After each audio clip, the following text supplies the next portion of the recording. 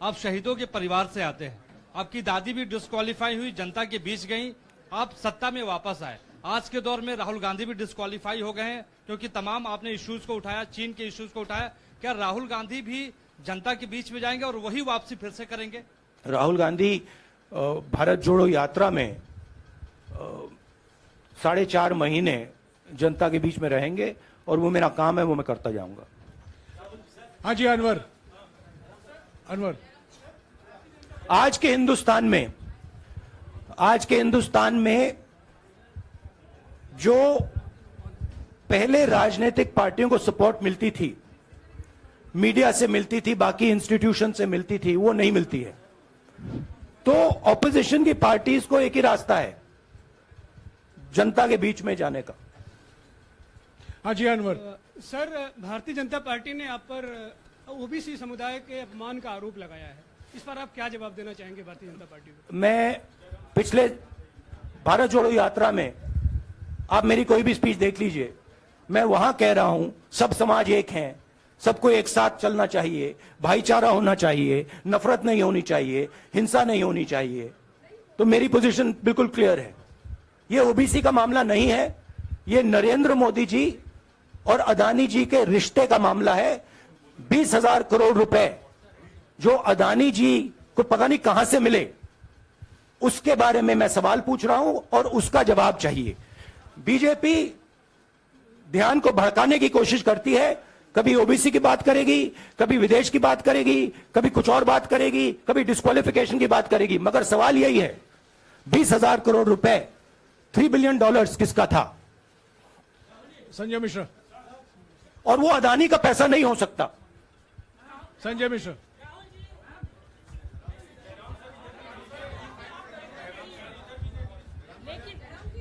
आपने कहा आप डरते नहीं हैं, लेकिन स्टेट के टारगेट पे हैं और स्टेट आपके खिलाफ है, पूरी स्टेट, पूरी मशीनरी आपके खिलाफ है। ऐसे में आपके सामने चैलेंजेस बहुत बड़ा है, तो रास्ता क्या है, रणनीति क्या है? देखिए भैया,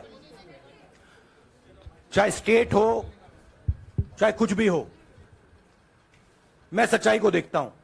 मुझे और किसी चीज में इंटरेस्ट नहीं है, मैं सच्चाई बोलता हूं। राजनीति में यह फैशनेबल बात नहीं है, मगर यह बात मेरे खून में है। मैं और कोई रास्ता निकाल ही नहीं सकता हूं। तो मेरा काम यह है, यह मेरी तपस्या है, जीवन की तपस्या है, उसको मैं करता जाऊंगा। चाहे मुझे डिस्क्वालीफाई करें, मारे पीटे, जेल में डाले, मुझे कोई फर्क नहीं पड़ता। मुझे अपनी तपस्या करनी है। इस देश ने मुझे सब कुछ दिया है। शांत हो जाइए। इस देश ने मुझे सब कुछ दिया है, प्यार दिया है, इज्जत दी है, इसलिए मैं ये करता हूं।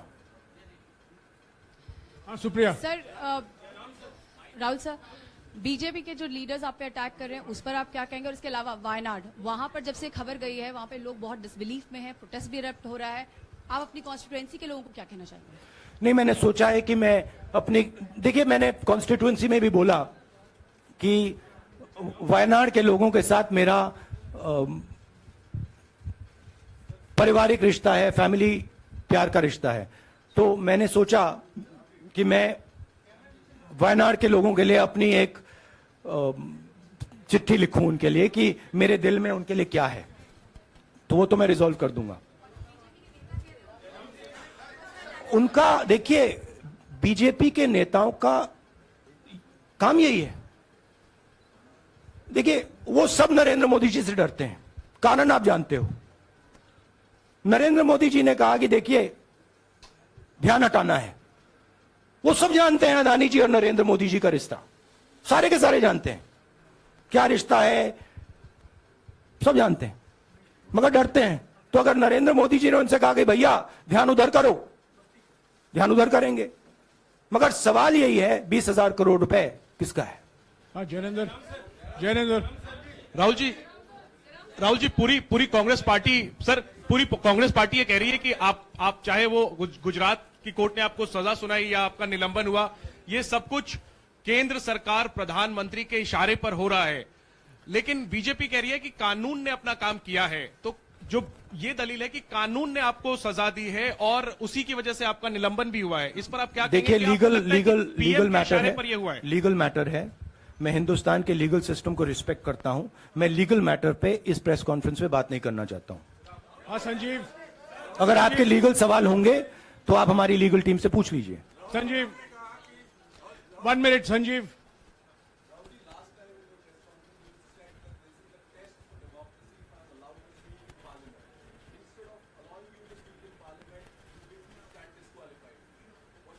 No, look, please understand why I have been disqualified.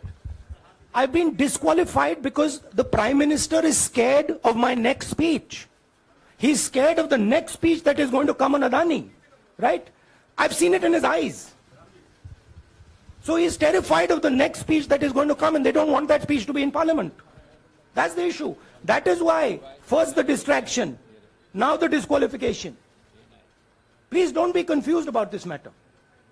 There is a deep relationship between Narendra Modi ji and Mr. Adani. There is a question. 20,000 crore rupees have suddenly arrived in Mr. Adani's shell companies. Where has this money come from? Whose money is it? It is, some of these companies are defense companies. Why is the defense ministry not asking this question? Why is the defense ministry not asking the question? But please explain to us, whose money is this that is being spent on our drone development, that is being spent on our missile development, that is being spent on our ordnance production? Why is the defense ministry not asking this question? हाँ मंजरी please, एक minute मंजरी। सदस्यता की रद्द हुई तो उसके बाद बहुत सारे ऐसे विपक्षी दल जो अभी तक कांग्रेस से दूरी बना के चलते थे वो भी आपके समर्थन में आए। तो आपको क्या लगता है अब वो समय आ गया है जब सारे विपक्ष को एकजुट हो जाना चाहिए? मैं उन सब विपक्षी दलों का धन्यवाद करता हूं कि उन्होंने इस बात में हमारी सपोर्ट की और हम सब मिलके काम करेंगे। रंजीता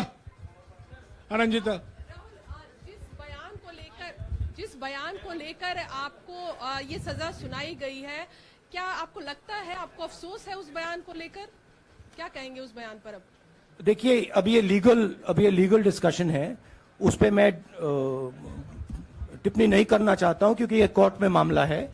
मगर मैं जो भी सवाल उठाता हूं वो सोच समझ के उठाता हूं। हाँ जी Neeraj.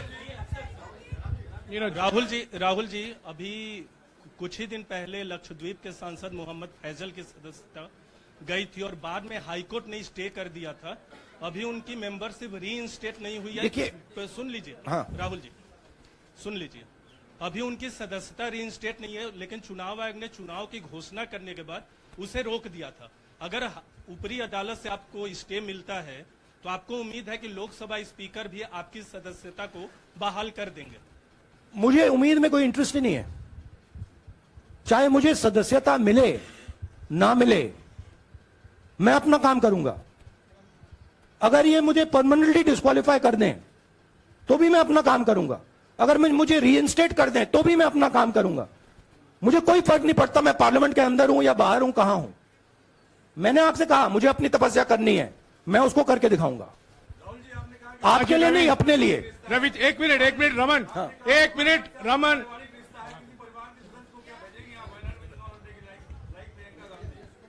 It is not up to me, it is up to Congress president कौन जाएंगे। राहुल जी मेरा सवाल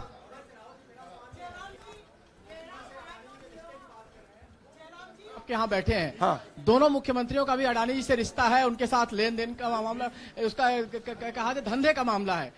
लेकिन क्या धंधे का मामला क्या बात कर रहे हैं? ये धंधा रोकेंगे ये लोग? जिनके पास जो भी स्टेट का उनके साथ नाता है, जो भी बिजनेस चल रहा है, वो बिजनेस रोका जाएगा क्या? देखिए, सिंपल सी बात है, आप डिस्ट्रैक्ट करने की कोशिश मत कीजिए। 20,000 करोड़ रुपए अदानी जी की शेल कंपनीज में कहां से आए? आप इंक्वायरी कीजिए। अगर बात निकली कि हमारे चीफ मिनिस्टर का पैसा है तो इनको जेल में डाल दीजिए। अगर बात निकली तो किसी और का पैसा है तो उसको जेल में डालिए। हाँ Siddharth sir. Rahul sir, please Rahul madam sir. 1 minute. Madam आप लोकतंत्र को मत बोलिए, समझिए। प्लीज। ये जो पैनिक रिएक्शन इन्होंने किया है नरेंद्र मोदी जी ने, इससे सबसे ज्यादा फायदा मिलेगा विपक्ष को। ये इन्होंने हमें हथियार पकड़ा दिया है। ये आप बात समझिए।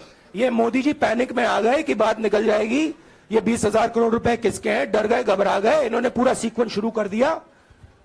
ये विपक्ष को सबसे बड़ा इन्होंने हथियार दिया है राहुल जी, क्योंकि जनता के माइंड में अब एक सवाल आ गया है कि जनता जानती है कि अदानी जी भ्रष्ट व्यक्ति है। अब जनता के माइंड में यह सवाल उठा है कि इस भ्रष्ट व्यक्ति को हिंदुस्तान का प्रधानमंत्री क्यों बचा रहा है। यह मतलब अब सब कुछ बीजेपी के लोग, नरेंद्र मोदी जी सब कुछ इस व्यक्ति को बचाने के लिए क्यों कर रहे हैं। दूसरा सवाल, बीजेपी के लोगों ने कहा कि अदानी पर आक्रमण देश पर आक्रमण है। मतलब इनके माइंड में देश अदानी है और अदानी देश है। बात समझिए। राहुल जी, हाँ, सिद्धार्थ। राहुल जी, मेरा सवाल आपसे ये सिद्धार्थ। है कि जब आप ये फैसला सामने आया, आपको मैक्सिमम पनिशमेंट जो है इसमें जो हो सकती है वो आपके लिए मुकर्रर की गई। इस बीच कई लोगों ने ये भी कहा, आपके पार्टी के भी एक सांसद ने कहा कि कम से कम जज को ये देखना चाहिए था कि सामने जो शख्स है वो एक गांधी परिवार से आता है। इस पर आप क्या कहेंगे, और आपको लगता है मैक्सिमम पनिशमेंट जो है आपके केस में, मैक्सिमम पनिशमेंट आपके लिए मुकर्रर की गई, क्या आपको इसके पीछे क्या कहना है आपका? वही मैंने कहा, अगर डिस्ट्रैक्शन करना है, मैक्सिमम पनिशमेंट की तो जरूरत है। मिनिमम पनिशमेंट से बात थोड़ी बनेगी।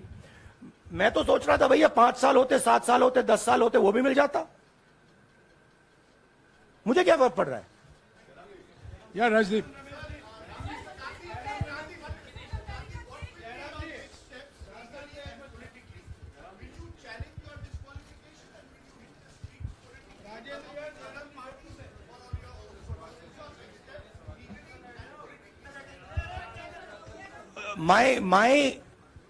I have only one step, and that step is to fight for the truth in this country and to defend the democratic nature of this country that is under. Please let me finish, Rajdeep, unless you want to answer it for me.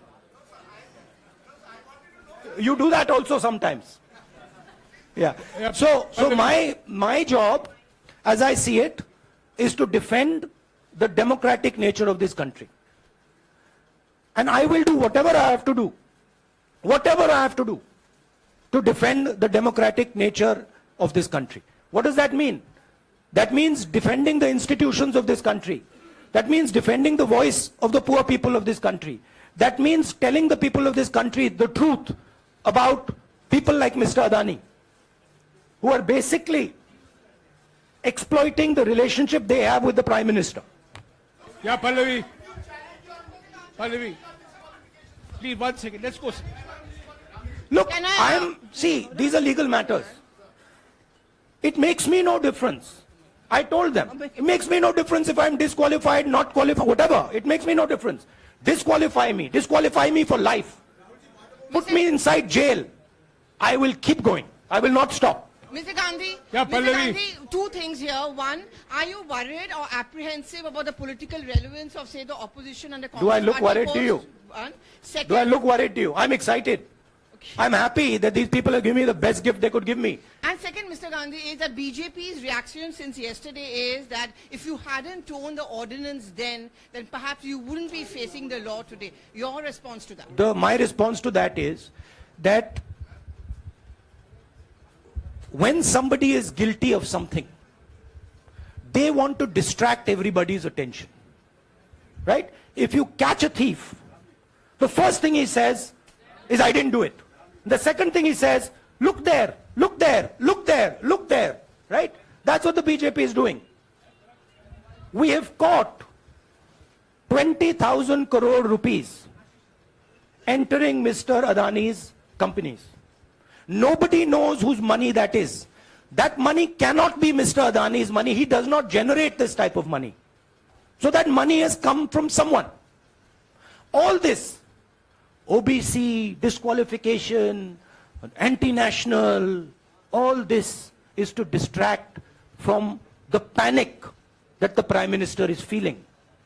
That his relationship with Mr. Adani is going to be exposed. Let me tell you, that relationship is going to be exposed. Nobody is going to stop that. It is going to happen. Because the opposition is going to press this thing until we find the answer. हाँ रवि सिसोदिया जी को दे दो। राहुल जी जो judgement आया उसको लेकर BJP ने उसको किया है कि आपने ओबीसी का अपमान किया। पूरे देश में प्रेस कॉन्फ्रेंस करने की तैयारी कर रहे हैं कि आपने ओबीसी का अपमान किया था। भैया देखिए, पहला आपका अटेम्प्ट वहां से आया, दूसरा आपका अटेम्प्ट यहां से आया, तीसरा आपका अटेम्प्ट यहां से आया। आप इतनी डायरेक्टली बीजेपी के लिए क्यों काम कर रहे हो? थोड़ी डिस्कशन से करो यार, थोड़ा घूम घाम के पूछो। क्या आपको ऑर्डर दिया है क्या?